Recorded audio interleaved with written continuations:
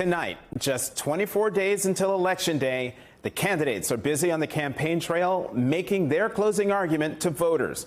Already, more than 4.7 million mail-in and in-person ballots have been cast in dozens of states across the country, the majority of them by Democrats. Vice President Kamala Harris just arrived in Raleigh, North Carolina. As you see right there, live pictures of the vice president coming off the plane, her 19th visit to the Tar Heel state this election cycle. She'll be stopping at a local restaurant to meet with Black elected faith and community leaders and working with volunteers to help those impacted by Hurricane Helene. Meanwhile, Donald Trump was in Henderson, Nevada today, participating in a roundtable with Hispanic community members and is scheduled to hold a rally in Coachella, California, later tonight. As we approach the finish line, one thing has been clear from the start of the 2024 presidential race. It was always going to be a close contest. And a little over 3 weeks out from Election Day, the race is where it has always been. Tied.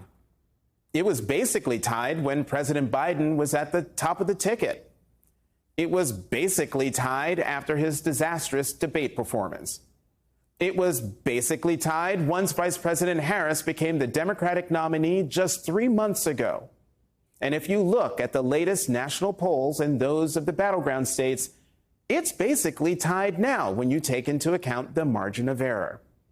That means this election will be won on turnout, which explains why former President Donald Trump is continually using fear and racism to scare his base voters to the polls, as he shamefully did once again in Aurora, Colorado last night.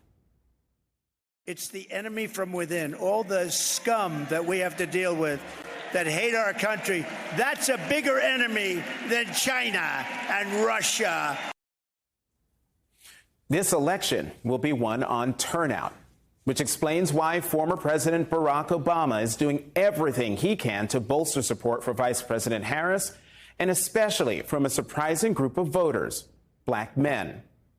You see, President Obama speaks sparingly, so when he does, as he did at a Harris campaign office in Pittsburgh on Thursday, it's for a reason and for a purpose. He told the staff and volunteers gathered for an African-American phone bank that reports of lagging enthusiasm, particularly among Black men that he himself was hearing about from folks across the country, concerned him.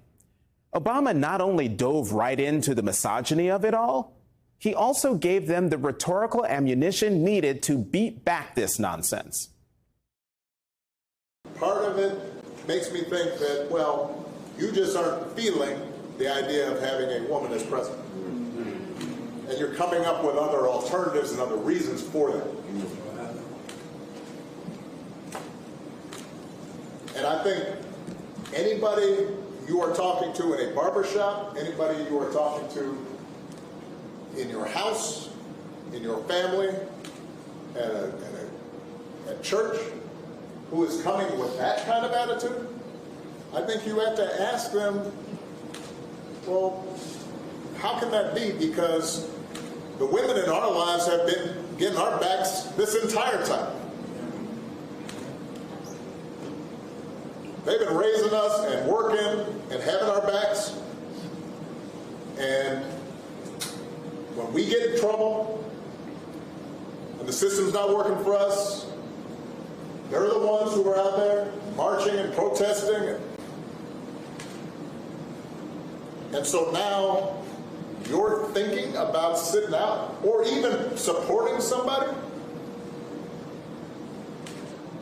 who has a history of denigrating you because you think that's a sign of strength, because that's what being a man is, putting women down. That's not acceptable. That's not, this shouldn't even be a question. And just how urgent this message is came this morning by way of a new New York Times poll of Black voters.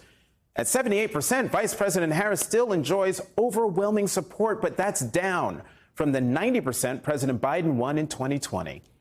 And among black men, Harris stands at 70%, but that's down from Biden's 85% in 2020. The very idea that Donald Trump could pull in 20% of the black male vote, despite what he did to the Central Park Five and what he promises to do with a day of violence for the police and a return to the de facto racial profiling of stop and frisk, is mind-boggling. But I take it seriously because the race is tied. This election will be won on turnout.